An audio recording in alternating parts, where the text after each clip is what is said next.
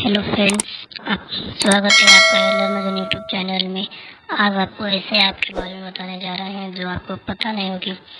ऐसे ऐसे एक ऐप है जो आपको कक्षा पहली से 12वीं कक्षा तक आपको सभी किताबें पीडीएफ के माध्यम से मिलती हैं और आप वहां से डाउनलोड करके पढ़ाई कर सकते हो। ऐसे बहुत बच्चे हैं पैसे न होने के कारण किताबें नहीं ले पाते, उनके लिए बहुत अच्छा ऐप है।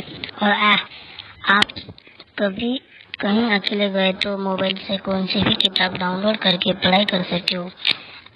इस ऐप की लिंक मैंने डिस्क्रिप्शन में दिया हुआ है, आप जाकर